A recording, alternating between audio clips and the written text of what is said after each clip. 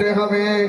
আপনি কবরের আযাব থেকে নাজাত পেতে গেলে আপনার পার্টনারকে ঠকানো যাবে না, পার্টনারের হক বুঝে দিতে হবে।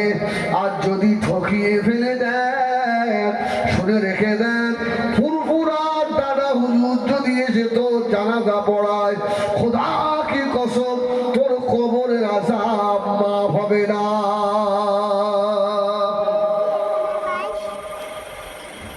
সারা জীবন বদমাইশি করেছে, ফুরফুরা থেকে হুজুর এসে আল্লাহু আকবার জানাজা পড়িয়ে দিত। সারা গ্রামবাসী যত মেয়ে ছেলে ছিল কি খুশি, দেখেছি আব্দুল জব্বারের কপাল দেখেছি, মদ খেত খালি কি আমি পিসাব জানাজা করি, পিসাবের কি আমি পিসাব ভাবছি। আরে ইমান আমার যদি আকীদা ঠিক থাকে, কোন পীরের জানাজা দরকার হবে না, মসজিদের ইমাম জানাজা পড়লেই জান্নাতি হওয়া যাবে। সুবহানাল্লাহ বলে। আর যদি ইমান না থাকে, যত বড় হুজুর দিয়ে জানাজা পড়ান আর যত সবিনা খতম দেন, হেজবুল্লাহ দিয়ে যত দোয়া করান, ওই দোয়াতে টান্ডে সামিয়ানা পাবে।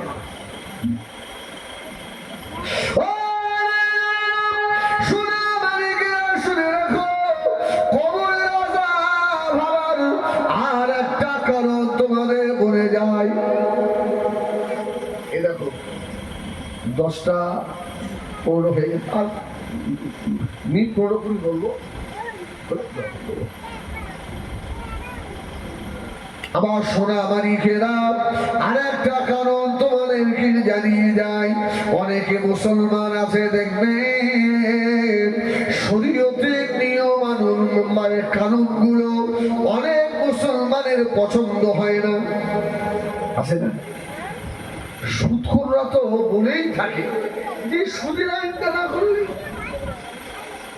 এই যে মোল্লারা বলে সুদ খেও না, সুদ খেও না, আমাদের যদি সুদ খাওয়া জায়েজ থাকতো টাকার পাহাড় হয়ে যেত। এইসব নিয়মগুলো আমার যেন ভালো লাগে না। অনেকে দেখবেন বলে না এই 3 তালাক নিয়ে, অনেক মুসলমান বলে না এই নিয়মটা আমাদের মধ্যে ঠিক নয়, আছে না? আছে না?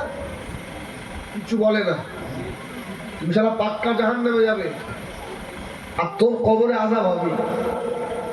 ওটা ভালো কি খারাপ ওটা আমার আল্লাহ ভালো জানে। কি তুমি আল্লাহর উপরে কলম চালাচ্ছ না? একটা মেয়ে যদিও তালাক দিয়ে ফেলে তার স্বামী, তারা বলো ও অন্য জায়গায় থাকতে হবে, তারপরে যে আল্লাহ ভালো যাবে। হ্যাঁ, তুমি সারা লোক সাতাই সাধু, তুমি অদ্ভুত যাচ্ছে কেন?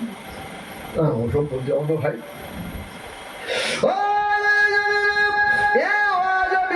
করে দিয়েছি, আরো একবার আপনাদেরকে শুনিয়ে যায় সোনাবাড়ি হজের মরশুমের আল্লাহর হাজি বান্দারা আল্লাহ পাকের হজ কাবার হজ আদায় করছে। পৃথিবীর ভিতরে 2টো কবরস্থান রয়েছে বাবা, পৃথিবীর শ্রেষ্ঠ কবরস্থান। একটা কবরস্থান হলো মক্কা শরীফে,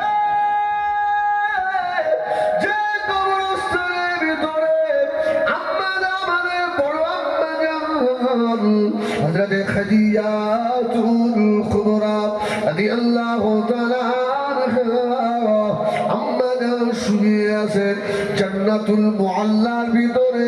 খোদা কি কসম, এখনো মা খাদিজার কবরের ধারে গিয়ে দাঁড়ালে আল্লাহ জান্নাতি খুশবু পাওয়া যায়।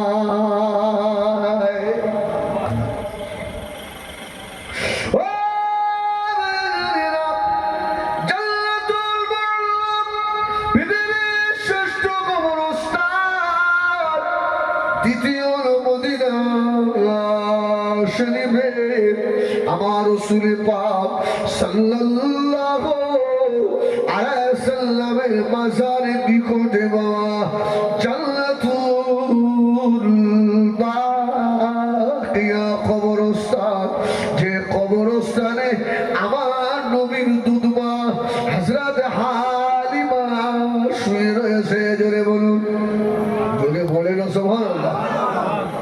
যে কবরস্থানে ইমাম হাসান আছে, যে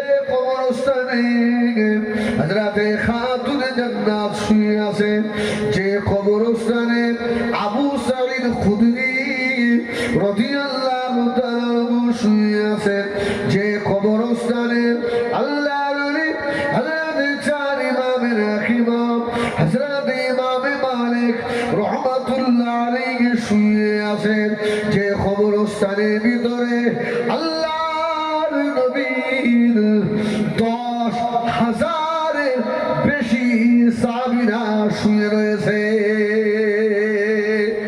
সুবহানাল্লাহ বলে না, সুবহানাল্লাহ বলে না।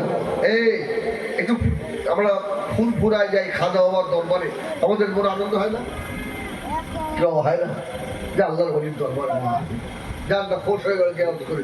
যদি ওলির দরবার জিয়ারত করে এই হয়, তাহলে জান্নাতুল বাকিতে 10,000 সাহাবী সেখানে জিয়ারত করলে কি হবে? আরে এই জন্যই তো দাদা হুজুরের সিলসিলার সঙ্গে আর একটা সিলসিলার মিল নেই। জান্নাতুল বাকিতে ঢুকছে আসরের পরে, আর মক্কা মদিনায় আসরের পরেও যা রৌদ্র থাকে, মাথা খারাপ। আর তখন তো মাথায় চুল থাকে না, নেড়া মাথা তো, মানে মক্কা শরীফ থেকে নেড়া হয়ে মদিনায় আসা হয়েছে। নেড়া জ্বালা করে একদম, হ্যাঁ। আর পাতো মাটিতে দেওয়া যায় না। আমাদের জোনায়েদ ভাই বলে আপনাদের এখান থেকে গিয়ে বলে ওমরায় বার হয়ে যাবে, তাই না? আল্লাহু আকবার। একটু আগে একটা ফোন এলো না মক্কা শরীফ থেকে। মক্কা শরীফ আমার এক বন্ধু আছে বসিরহাট, আপনার কাটিহাট বাড়ি, আব্দুল মাজেদ বলে, হাজি সাহেব নিয়ে যায়। হ্যাঁ, ও নিয়ে গেছে, ও একটু দেখবে মহাবিলটা, কিন্তু আমার একটু ফোনের সমস্যা, আমি দেখাতে পারবো। আল্লাহ, এই আমি কি বলছিলাম? হ্যাঁ, আসরের পরে ঢুকছি তো জুতো খুলে ব্যাগে, আর অন্যান্য যারা রয়েছে তাকাচ্ছে আমাদের দিকে, বুঝলি? এত ধোয়া যাচ্ছে না, গরম। তাহলেও জান্নাতুল বাকির ভিতরে জুতো পায়ে দিয়ে ঢোকা চলবে? আমাদের বিবেক যেন ধ্বংসায় হয় না। অনেকে আছে জুতো পায়ে দিয়ে, শুধু রাস্তায় নয়, এই রাস্তা তো সব যাচ্ছে পাশে সব কবর, ও কবরস্থানের মধ্যে জুতো পায়ে দিয়ে ঢুকে পড়ছে। কিন্তু ফুরফুরা শরীফের একটা মুরিদকে আপনি দেখাতে পারবেন না, দাদা পীরের একটা মুরিদকে আপনি দেখাতে পারবেন না যে জুতো পায়ে দিয়ে ঢুকেছে। সুবহানাল্লাহ বলে, যার বিবেক আছে। আমার সঙ্গে যে হাজিগুলো ছিল, ওরা আমাকে বলছে হুজুর খালি পায়ে যাওয়া যাবে না, পায়ে ঠোলা পড়ে যাবে। আমি বললাম ঠোলা পড়লেও খালি পায়ে যাব, কেননা আমাদের মতো গুনাহগারদের জুতার আওয়াজ আল্লাহ নবীর সাহাবীদের কানে দেওয়া যাবে না।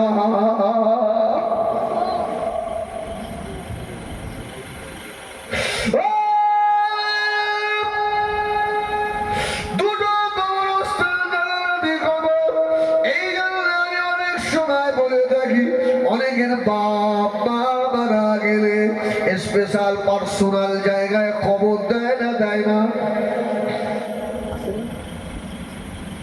বড় কবরস্থানের ভিতরে ওই গভীর জঙ্গলে আমার বাপকে দেব না, রাস্তার ধারে দে। আমি অনেক জলসায় বলেছি, আপনাদেরকেও বলে যাই, আপনার পাশে যদি 3তলা বাড়ি থাকে, আপনার বাড়িটা 1 চালা, ওর বাড়ি যদি হাই ল্যাম্প জ্বলে বা বাতি জ্বলে, আপনার ঘরে আলো ছিটা আসবে না, আসবে না? সুবহানাল্লাহ, সুবহানাল্লাহ। আসবে একটু আলো। এই খয়রপুরে যেসব বড় বড় কবরস্থান রয়েছে, এর ভিতরে আল্লাহর ওলিও তো থাকতে পারে না, পারে না? যদি বড় কবরস্থানে আমার মা আমার আব্বা যদি কবর হয়, ওর কবরে জান্নাতে একটু আলো হলেও আমার মায়ের কবরে একটু আসবে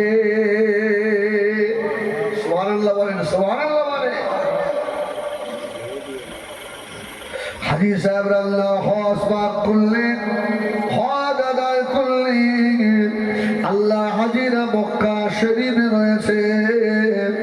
এমত সময় মক্কা শরীফের 1 বছর আগে মক্কা শরীফের একজন নামি দামি মুফতি সাহেব মারা গেল। শুধু মাওলানা নয়, মুফতি আবার মক্কা শরীফের হেড মুফতি মারা গেছে। পরের বছরে ওর ফ্যামিলির আরেকজন মারা গেছে। তো আমি দেখেছি জান্নাতুল বাকির ভিতরে যাদেরকে দাফন করা হয়, ওই লাশের হাড়গোড় তুলে ফেলে দিয়ে কবর পরিষ্কার করে আবার পরের বছর নতুন লাশ দেওয়া হয়।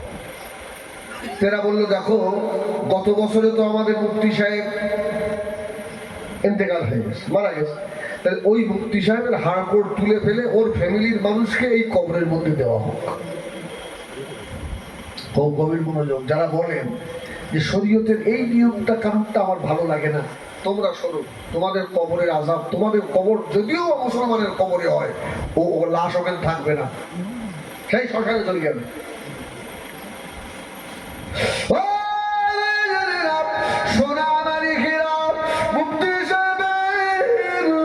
কবর খোঁড়া হলো মক্কা শরীফের গ্রান্ড মুফতি, সব থেকে বড় মুফতির কবর খনন করা হয়েছে। বাবা, টাটকা তাজা লাশ, কাপড়ের গিটটা খুলে দেখা যায় মুফতি সাহেবের কবরে মুফতি সাহেব নাই, ওই কবরের ভিতরে ইউরোপিয়ান একটা মহিলা শুয়ে রয়েছে।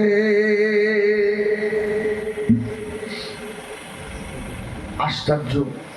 আরে এই কবরটাই তো মুফতি সাহেব, আর এখানেই তো আমরা স্থাপন করেছিলাম, কিন্তু এর কবরে যে মেয়েটা শুয়েছে আমাদের মক্কা শরীফের মেয়ে নয়। এই খবরটা চাউর হয়ে গেল।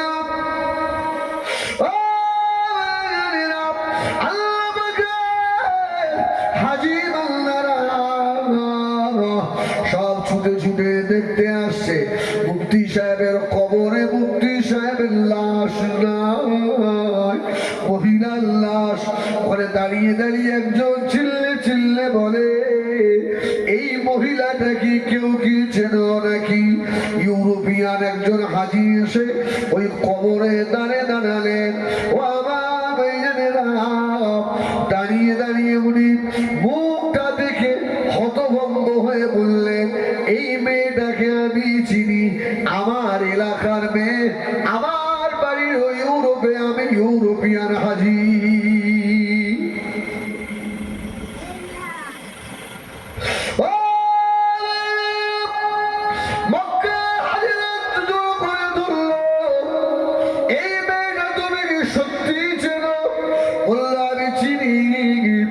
আমি ভুল কথা বলিনি, আমি এর বাপের গোলাম ছিলাম, একটা ইহুদি মেয়ে, খ্রিস্টান মেয়ে, আমি একে চিনি,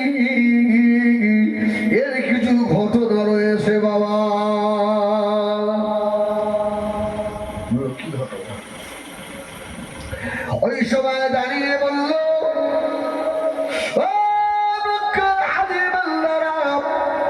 গভীর মনোযোগ দিয়ে শোনেন, আমি এক মুসলমান, ওই খ্রিস্টানের বাড়িতে আমি কাজ করতাম, আমি কাজের ফাঁকেও আল্লাহ পাকের নামাজ কাজা ছিল না। জোরে বলুন সুবহানাল্লাহ।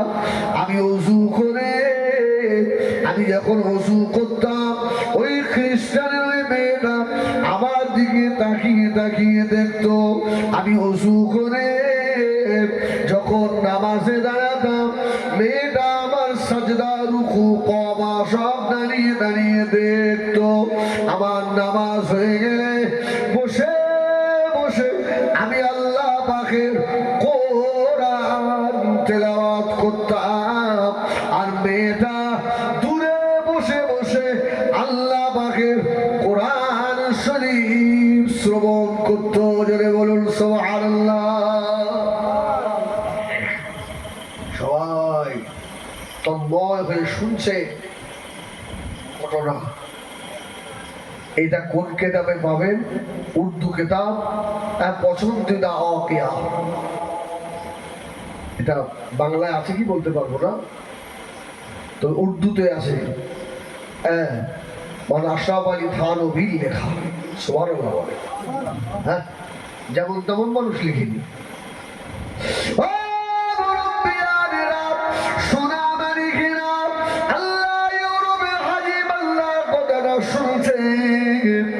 তারপরে কি হলো, তারপরে দিন রাত আসে, একদিন মেয়েটা আমাকে আস্তে আস্তে এসে জিজ্ঞাসা করলো, কাকা আপনি যে নামাজ পড়েন আমাকে দেখতে যে বড় ভালো লাগে। সুবহানাল্লাহ বলেন। আপনাদের ইবাদত, আল্লাহর ইবাদত করেন, কত সুন্দর পরিপাটি ওযু করে, কত সুন্দর দাঁড়িয়ে সাজদা করেন, রুকু করেন, রবকে সিজদা করেন, সব থেকে ভালো লাগে আপনি যে আল্লাহ পাকের কোরআন শরীফের তেলাওয়াত এত মধুর সুরে তেলাওয়াত করেন। এই কোরআন শুনতে ভালো লাগে না খারাপ? কিছু বলেন? আচ্ছা, কে কে কোরআন পড়তে করে হাত তুলুন। অভ্যাস করেছে আমাদের ফয়জুল আর ভাই নামটা ভুলে গেছি, ময়নুল। আর কেউ কোরআন পড়তে পারবে? ও সব বাড়ি যাও, দোয়া করতে হবে। হ্যাঁ, ছি ছি ছি ছি। এ মুখ আল্লাহকে দেখাবেন কি করে বলেন? এ মুখটা আল্লাহকে দেখাবেন কি করে? খয়েরপুরের একটাও হাত উঠেনি, যা উঠেছে আপনার সেই অনন্তপুরে, তাই তো নাকি?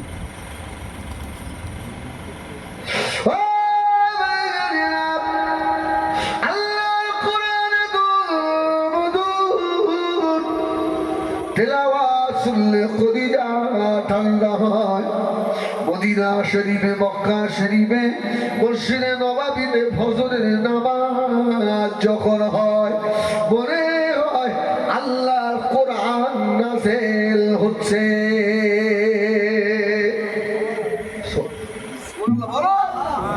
গিলাস ছুঁড়ে মারবার কিন্তু সুবহানাল্লাহ। সে আপনাদের ওই আপনার ওই পড়ালির আপনার কালেম সাহেবের মতো ওটা বদমাইশি করছে, আপনার মাইক্রোফোন খুলে শুয়ে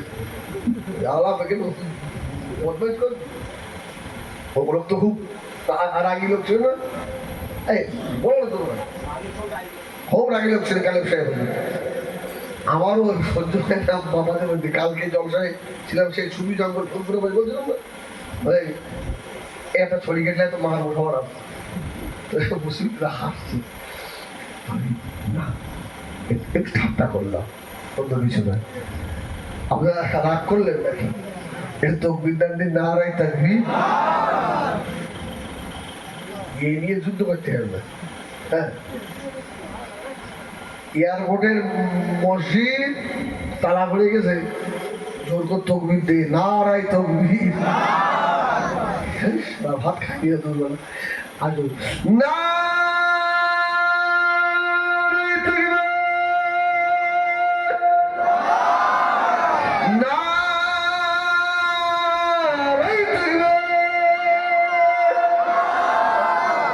আলহামদুলিল্লাহ।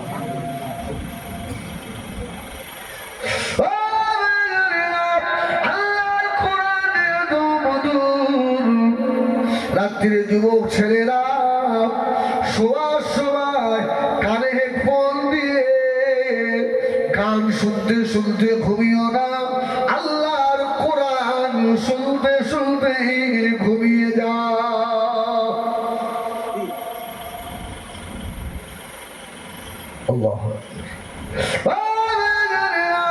মেয়েটা আস্তে আস্তে এসে বললো, কাকা আপনার কোরআন তেলাওয়াত এ কি আল্লাহর কিতাব? এটা আল্লাহর কোরআন, আমাকে একটু দেবেন না? আমার বিনা ওযুতে আল্লাহর কোরআনে হাত দেওয়া যায় না। ধরে বলুন সুবহানাল্লাহ। হবে না?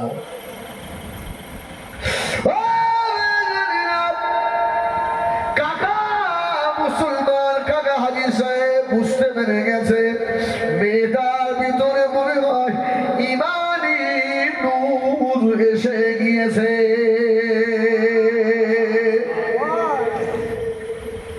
আবার কয়েকদিন পরে আবার কাকা আপনার নামাজ আমাকে বড় মজা লাগে, আপনি এক কাজ করেন আমাকে একবার মহামারী কলমাটা পড়িয়ে দেন। সুবহানাল্লাহ সুবহানাল্লাহ।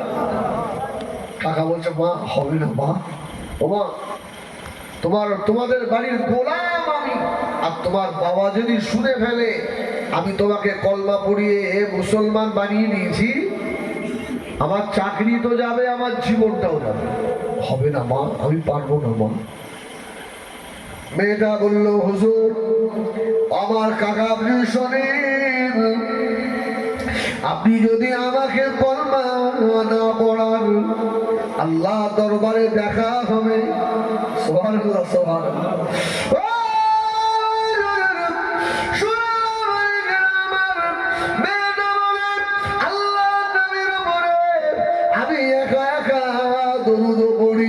কয়েকদিন পরে কাকা আমাকে মুসলমান করিয়ে দিয়েছে।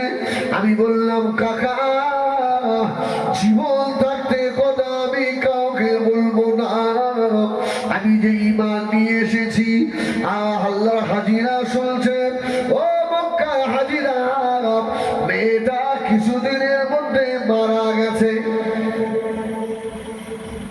মেয়েটা মারা যাওয়ার পরে আমি চিন্তিত হলাম, আল্লাহ এই যে মুসলমান আবেদা জাহিদা সালেহা কানেতা আল্লাহ নেক বান্দি এর লাশটা খ্রিস্টান কবরস্থানে কি করে থাকবে আল্লাহ?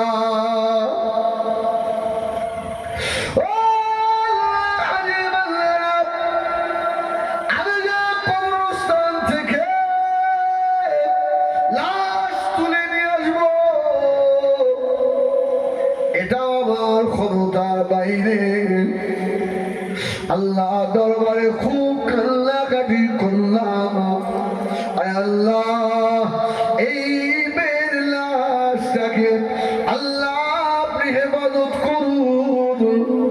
হুজুর আমি এসে দেখি